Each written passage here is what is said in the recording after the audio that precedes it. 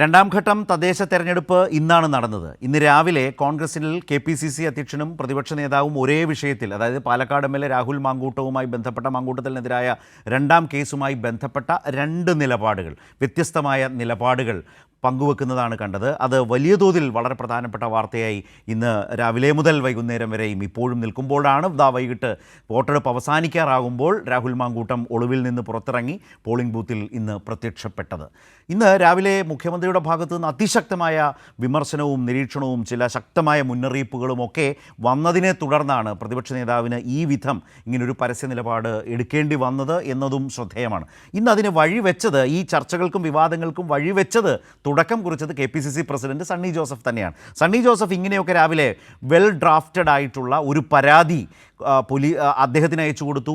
അത് പോലീസിലേക്ക് വന്നു. അതിലൊരു വലിയ പരിഭവം ഉള്ള ഒരാളെ പോലെയാണ് ഇന്ന് പ്രതിപക്ഷ നേതാവ്, ഇന്ന് KPCC പ്രസിഡന്റ് പെരുമാറിയത് അല്ലെങ്കിൽ പ്രതികരിച്ചത്. ഇതേ തുടർന്നാണ് വളരെ ശക്തമായ വിമർശനം മുഖ്യമന്ത്രിയുടെ ഭാഗത്തു നിന്നും ഇന്ന് കണ്ണൂരിൽ ഉണ്ടായത്. അതേ തുടർന്നാണ് പ്രതിപക്ഷ നേതാവിന് ഇങ്ങനെ ഒരു സ്റ്റാൻഡ് എടുക്കേണ്ടി വന്നത്. ഏതായാലും തദ്ദേശ തെരഞ്ഞെടുപ്പ് പൂർത്തിയായിരിക്കുകയാണ്.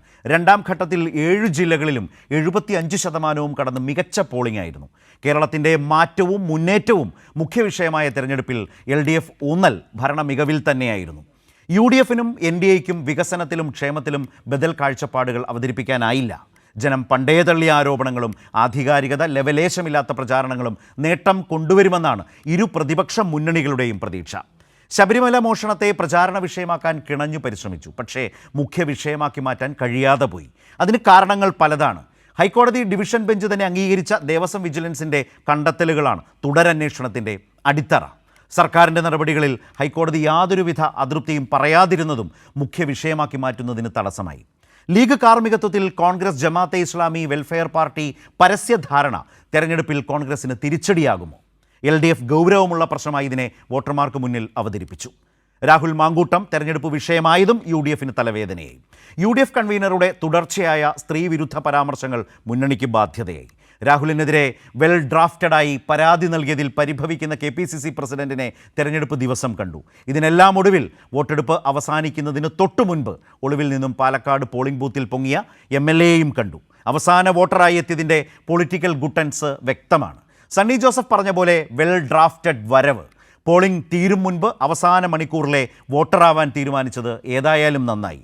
രാവിലെയോ ഉച്ചയ്ക്കോ മാങ്കൂട്ടം വോട്ട് ചെയ്യാൻ വന്നാൽ വോട്ട് ഇനിയും പോകുമെന്ന ബോധ്യം നേതാക്കൾക്കുള്ളത് നാട്ടുകാർക്കും ബോധ്യമായി.